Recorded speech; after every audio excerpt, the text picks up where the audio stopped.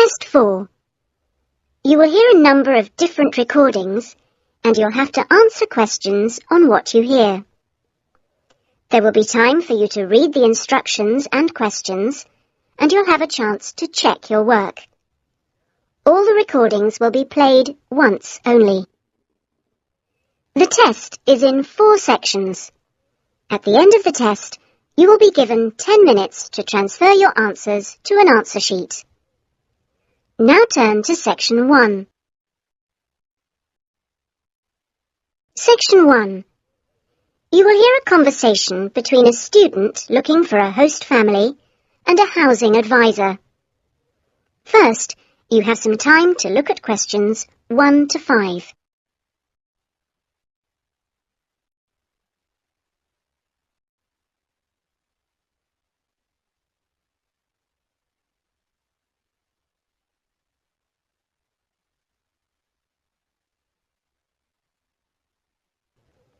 Now we shall begin. You should answer the questions as you listen, because you will not hear the recording a second time. Listen carefully and answer questions 1 to 5. Good morning. How can I help you? Good morning. I understand you help fix up students with host families. That's right. Are you interested in... Yes. Well, please sit down and I'll just take a few details. Thank you. Right, now, what name is it? Jenny Chan. Can you spell that, please? Yes. Jenny-Chan.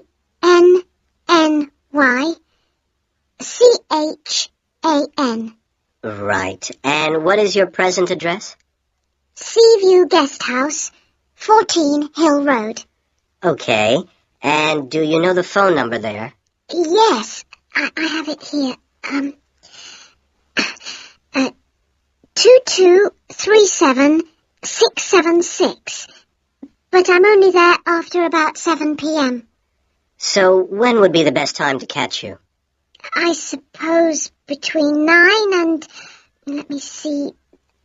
past, before I leave for the college. Great. And can I ask you your age?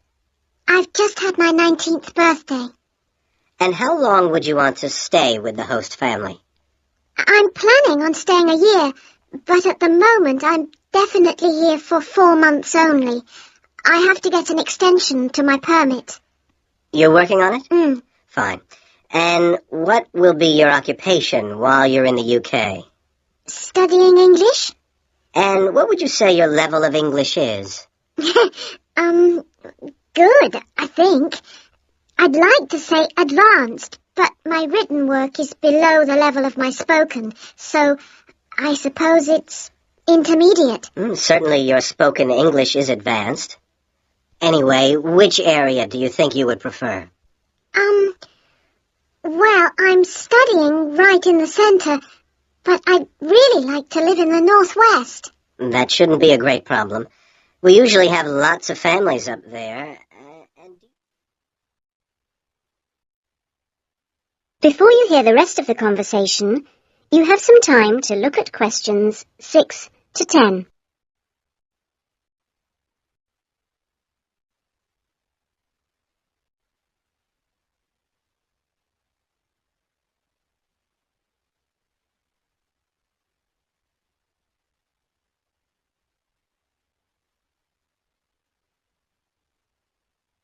Now listen and answer questions 6 to 10. And do you have any particular requirements for diet? Well, I'm nearly a vegetarian. Not quite. Shall I say you are? It's probably easier that way. That would be best. Anything about your actual room? I would prefer my own facilities. En suite, is that right? Mm-hmm. And also, if it's possible, a TV. And I'd also like the house to have a real garden, rather than just a yard. Somewhere I could sit and be peaceful. Is that all?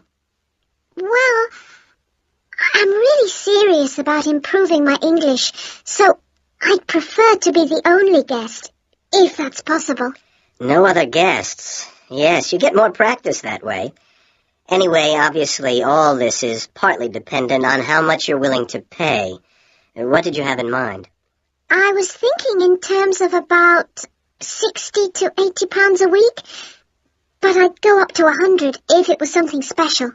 Well, I don't think we'd have any problems finding something for you. Oh, good. And when would you want it for? I'd like to move in approximately 2 weeks. Let me see, it's the 10th today, so if we go for the Monday, it's the 23rd of March. Yes. Right. Good, and if I could ask one last question. That is the end of section 1. You now have half a minute to check your answers.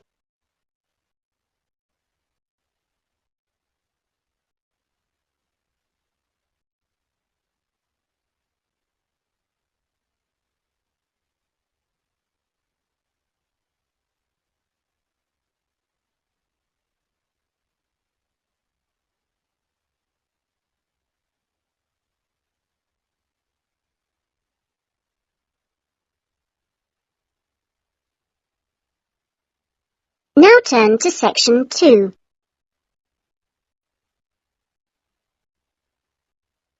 Section 2. You will hear a speech by an official at a meeting of a local football club at the start of a new football season. First, you have some time to look at questions 11 to 17.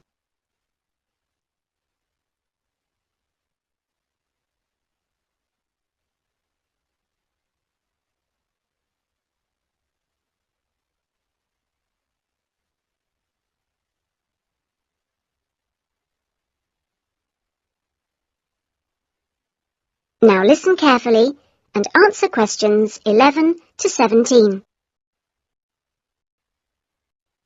Good evening, everyone, and thank you for coming to the soccer club meeting.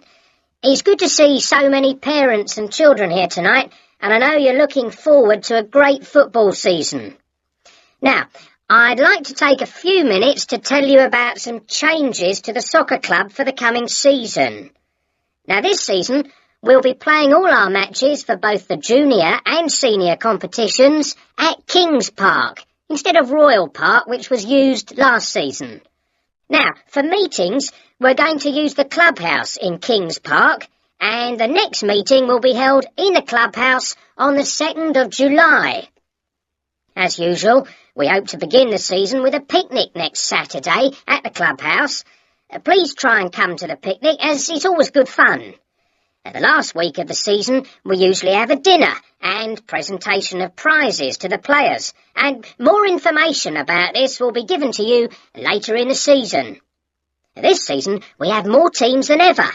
We hope to have 10 teams instead of 5 in the junior competition, and they'll play on Saturday mornings beginning at 8:30 a.m. Training sessions will be held in Kings Park on Wednesday afternoons for the juniors, and they will be wearing red shirts again this year. In the senior competition, there will be 4 teams, same as last year, and their games will be played on Saturday afternoons, starting at 2:30 it will be at a 2 o'clock start, and the training session for seniors is planned for Sunday afternoons. Before you hear the rest of the speech, you have some time to look at questions 18 to 20.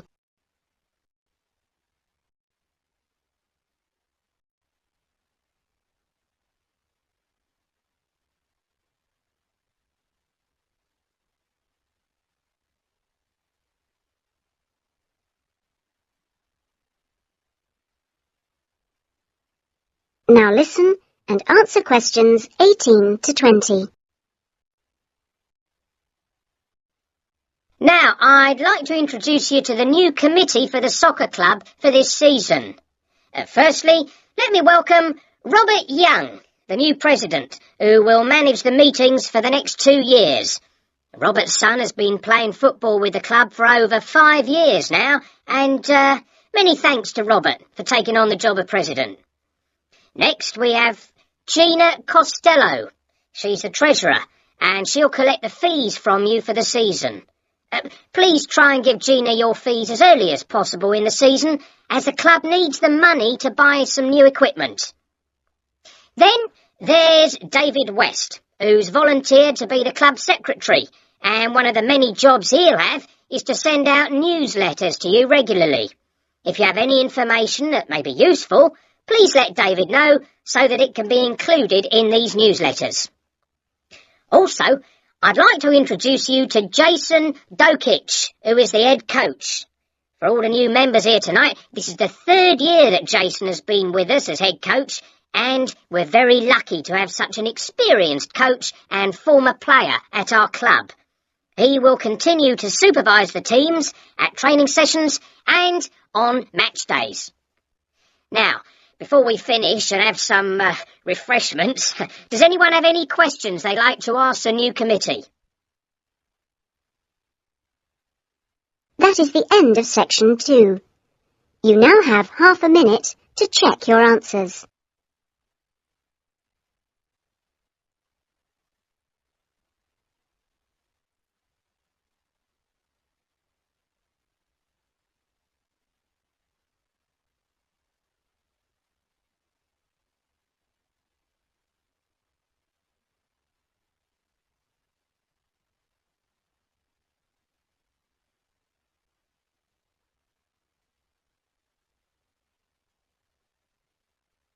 Now turn to section 3.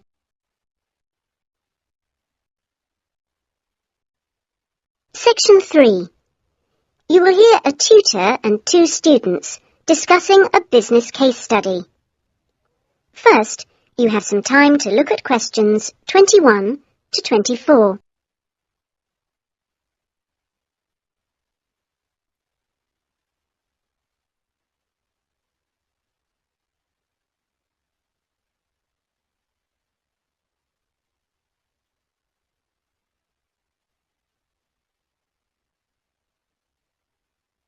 Now listen carefully and answer questions 21 to 24.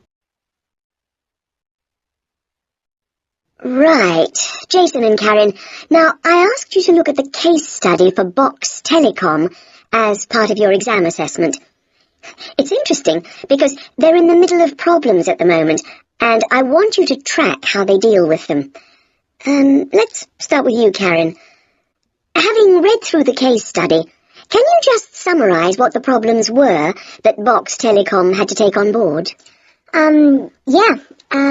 Well, of course, what first came to their attention was that despite a new advertising campaign, they were suffering from falling sales, and this is something that had many causes. On top of that immediate problem, what had also happened over the last 2 years was that although they had invested in an expansion plan, they had to face up to increased competition. And before they had a chance to get to grips with the effects of that, they were stalled by a strike. And it was just when they were thinking about making a colossal investment in new machinery for their plants. So they were really in trouble. Yes, I think that's fair. And, Jason, now you contacted the company, didn't you? What did the company define as the reasons for these problems? Well, I think they've hit on the right things. It would be easy to say they had invested too heavily or at the wrong time, but in fact the signs were good, and what they were set back by was high interest rates. At the same time, their longer-term problems, which were affecting their market share, were eventually credited to poor training. And having looked at the details in their last report, I think that's right. Before you hear the rest of the discussion, you have some time to look at questions 25 to 30.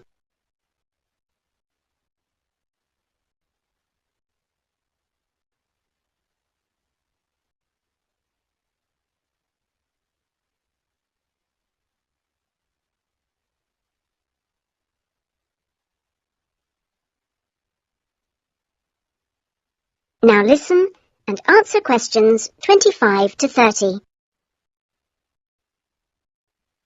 So, on to the larger issues then. Karen, what do you think the company will do? Well, Obviously, they have the choice of accepting the very favourable terms that another company, KMG plc, have given them to buy them out. That would mean creating a new company with a new image. Or they could decide on a bolder move and offer some new shares if they wanted. But I think they're much more cautious than that and expect they will start trying to find individuals who'd be prepared to back them with some of the capital they need. Well, you mustn't always assume that dramatic problems require dramatic solutions. Sometimes there's a simple fix, such as changing the guy at the top. If they truly are cautious, then I suspect they will seek to shut down some of their shops. But a more ambitious approach, and one which I think would have more chance of success, would be to alter how they're running things, the management layers and the processes. So, in your analysis, try to think of all the options. Jason? Yes, it's interesting because I found it a really useful company to study. Its problems cross all types of industries, and it's lucky it's so big. A smaller or even medium-sized company would have gone under by now. Ah, well, in fact, what I want you two to do is to go away when we've finished our discussion today and write a report. We've looked in general at the telecommunications market in the UK over the last few sessions, and I want you to take Box Telecom as an example and suggest some ways in which they might overcome their problems, and outline the reasons why you think as you do. But try and keep it intrinsic to the company rather than dragging in other examples. Is that okay, Karen? Yes, I think I can do that. Personally, I've got great hopes for it. I think it will recover. That advertising campaign they did was very strong, and they're very innovative with their products. They set new trends. The company's got to recover, don't you think, Jason? I'm not sure. I think it can, but it's not a foregone conclusion unless they manage to attract the right level of investment. The company definitely needs a boost, and to attract more highly skilled workers if their recovery is to be long-lasting. When I was talking to the marketing manager, he said to me that he thinks the company had got a great management team. But he would say that, wouldn't he? But they are suffering from having to work with outdated production machinery, and that could cost a lot to put right. Well, personally, I think the stock market is to blame. I think they were expecting too much of the company, and then inevitably it looked bad when it didn't perform. The market should have had more realistic expectations. And I disagree with you about the advertising campaign, Karen. That's where they could do with some innovation to get sales kick-started. Anyway, let's see what you come up with those. That is the end of section 3. You now have half a minute to check your answers.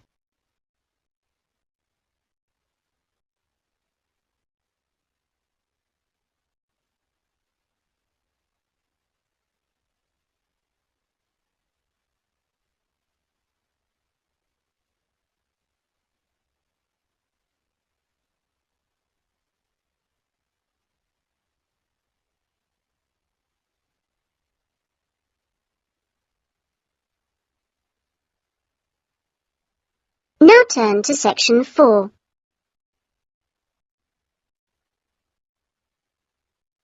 Section 4. You will hear a university librarian giving a talk to new students.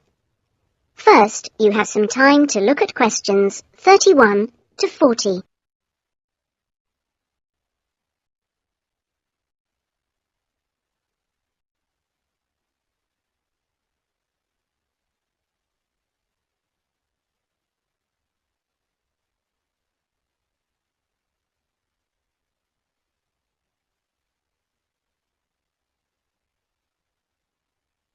Now listen carefully and answer questions 31 to 40.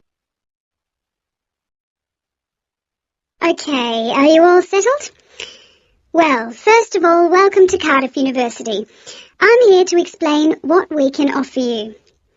Now, as a new student at the university, you will probably need some sort of guidance to help you to use the library effectively to study and research. Some of you have asked about a guided tour, but we find this rather muddles people. So, in this first week, we run a series of talks which focus on different aspects of the library and its resources. You'll also find that to get the most out of the library, you really do need to be computer literate. And so all this term we run small classes which will bring you up to speed on how to access the computer-loaded information. Okay, now let me give you an outline of what's available to you.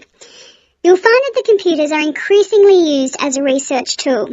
Many students do most of their research on the internet, and the library computers are permanently online. Having found what you need, you'll find you can readily save texts on your personal computer space to print off when you need. You might think that it is the fastest way to get information, but the links can be slow. Clearly, you can find lots on there, but much of it is useless information, as it is from highly debatable sources, so be critical.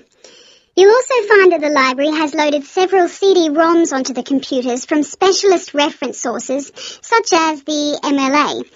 It means we can expand what we offer you at very little extra cost and saves us having to invest in more and more books. The CD-ROMs contain exactly the same information as the reference books, as the two are updated together. Now, most of you will need to refer to journal articles in your work, and you'll find you can also access these online, and we encourage you to do so.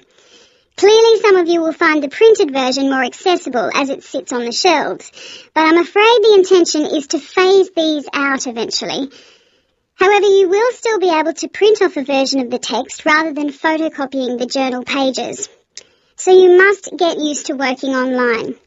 Naturally, we do still have the full range of classic reference books, additional to the CD-ROMs for you to use, and there are several copies of each one.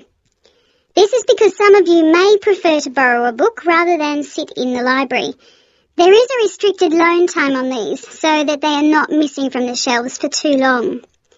Although there is a section manager for each part of the library, they are very busy, and so if you do get stuck looking for things, you should ask the relevant cataloguing assistant. As your training supervisor, I just oversee your induction and will not be around after this initial week.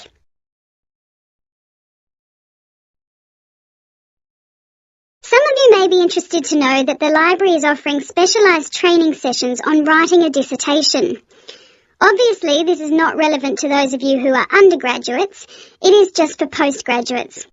Your department will discuss the planning stage of the dissertation, i.e. what you're going to do with you, and we will focus on the structure of it. However, the training will also include some time on the computers. I realise most of you know how to organise files, but we can show you the different ways to run data programs. Your tutors will tell you at the outset how to set out the chapters they require, but you will need to ask them how they would like you to organise the bibliography, because it varies depending on your subject area. When you've got something together, the trainer here will look through the draft version for you to see if it's okay. And one final point, for those of you who have registered from abroad, we can offer individual sessions on dissertations if you feel you need them. If you require language lessons, then they are available from the International Centre next to the Law Department. That is the end of section 4. You now have half a minute to check your answers.